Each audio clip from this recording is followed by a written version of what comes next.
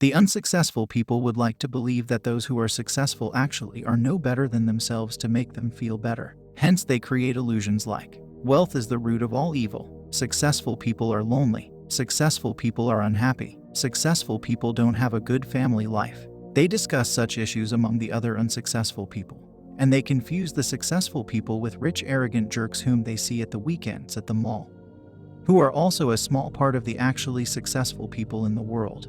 But they all just agree to such false assumptions unanimously. The fact is just the opposite. Poverty is the biggest evil in the world. Successful people are quite sought after by other people. Successful people are much happier. Successful people have a much better family life. Successful people are much more secure. It is for these benefits that all of us wish to be successful in life and work so hard for success. If being unsuccessful would have been better, you can become so effortlessly anywhere, anytime. There may be a few exceptions even within the successful people who are lonely, unhappy, have a bad family life, or are insecure. However, exceptions never prove the rule. If you wish to be successful in life, see the positive side of successful people.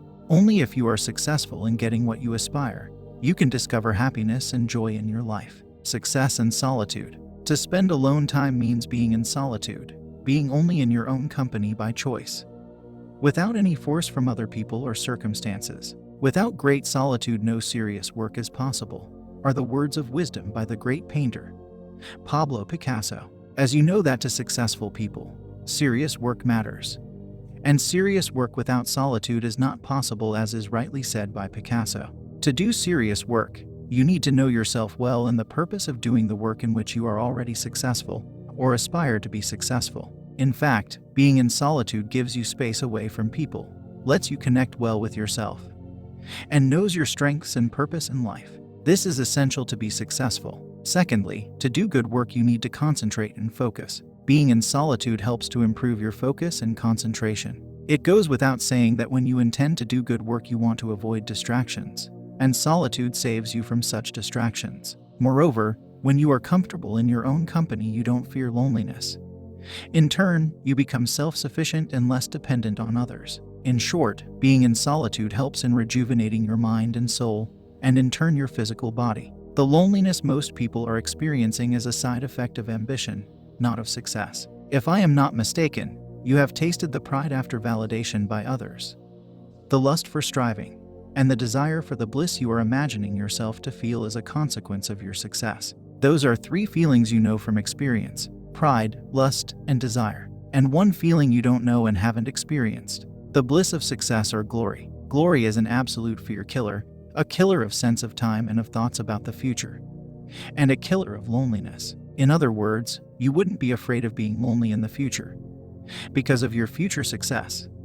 If you had known glory, years from now, you may find yourself alone, friendless, and without an intimate companion, but you won't feel lonely, unrespected, or unloved. Glory takes care of that. It is an emotional state akin to the one you can emulate for yourself using a very modest dose of a combination of alcohol, benzodiazepine, caffeine, and codeine. That is a depressant, an anxiolytic, a stimulant, and a painkiller. It works for 10 minutes or so, then it goes sour. Glory is the same effect, lasting for months on end without turning sour afterward. Success is a drug, people say. Your fear is, however, not unfounded. Glory blanks out loneliness, but just because it does so, it increases the likelihood of a life lived alone. All four of the feelings I mentioned above, the three you know and the one you imagine yourself getting to know one day, are all self-involved feelings, sometimes called insular emotions, since they tend to make you into an emotional island. The chronically proud, lustful, desiring, and glorious can't share pride, lust, desire,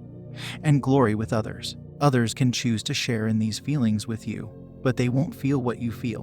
What they feel is vicarious pride, lust, desire, and glory. People get tired of vicarious feelings after a while, and will move on, leaving you behind. As soon you start getting used to the glory of success, it will become less and less potent.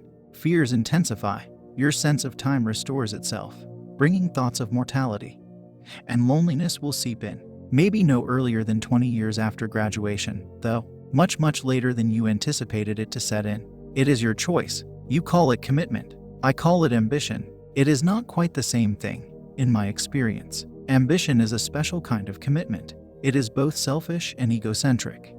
That is why it is being set slightly apart from a commitment to a social or political cause, to a loved one, to a project, to justice for the common man, to friends, etc.